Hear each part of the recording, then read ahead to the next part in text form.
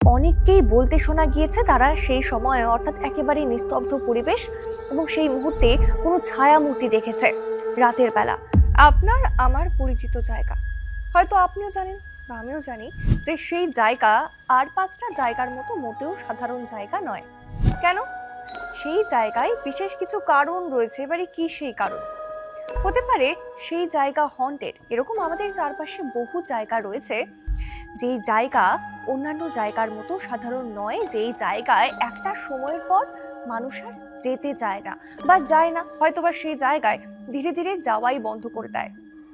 আজকে ঠিক সেই রকম একটি জায়গা নিয়ে আলোচনা করব বা সেই জায়গার ব্যাপারে বলবো। আপনারা সকলেই জানেন কলকাতার দক্ষিণ অংশে অবস্থিত অর্থাৎ দক্ষিণাংশে অবস্থিত রবীন্দ্র সরোবর মেট্রো স্টেশন। এই মেট্রো স্টেশন অত্যন্ত গুরুত্বপূর্ণ একটি মেট্রো স্টেশন, অর্থাৎ দিনে প্রায় হাজারো মানুষ প্রায় নিত্যদিনের যাতায়াতের একটি কেন্দ্র সেই রবীন্দ্র সরোবর মেট্রো স্টেশন। সেই জায়গা নিয়ে যে বিভিন্ন গল্প কাহিনী রয়েছে আপনারা নিশ্চয়ই জানেন। তবে এবারে প্রশ্ন হচ্ছে সেই গল্প বা কাহিনী কেন তৈরি হয়েছে বা আদৌ কি সত্যি? আজ সেই বিষয় নিয়ে কথা বলবো। যেমন সেই রবীন্দ্র সরোবর যে লেক অর্থাৎ সেই পুরো এলাকাকে ঘিরে রাখা সেই কলকাতার দক্ষিণাংশে অবস্থিত রবীন্দ্র সরোবর মেট্রো স্টেশন, যাকে শহরের বিভিন্ন মানুষজন, শহরের প্রচুর মানুষের মুখে শোনা যায় যে সেই মেট্রো স্টেশন ভুতুড়ে মেট্রো স্টেশন। তবে কেন?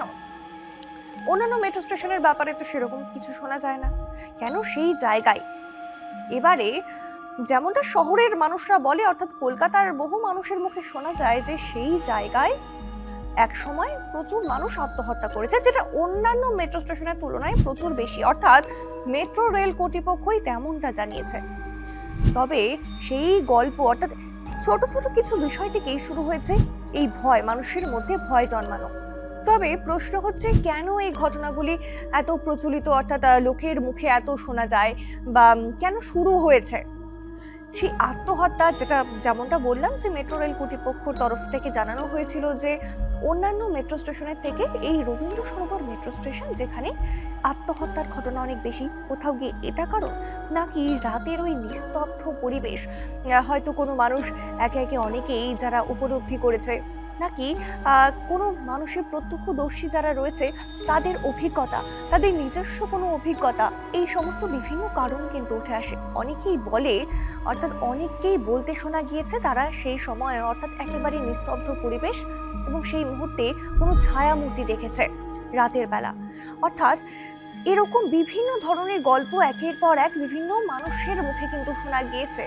তবে প্রশ্ন হচ্ছে, যেমন আমরা জানি যে একটা কথা একবার ছড়িয়ে গেলে সেটা আরো বেশি করে মানুষ ছড়িয়ে দেয় একবার, অর্থাৎ একজনের কানে যেভাবে যায় আরেকজনের কানে আরেকটু বেশি করে সেটা যায়, অর্থাৎ বেশি ভালো মতো ব্যাপারটা ছড়িয়ে যায়। কোথাও গিয়ে সেটা সত্যি নাকি আদৌ সেই ঘটনার সঙ্গে বাস্তবের কোনো যোগসূত্র নেই, বাস্তবের কোনো মিল নেই, এখন এটাই কিন্তু একটা বড় প্রশ্ন।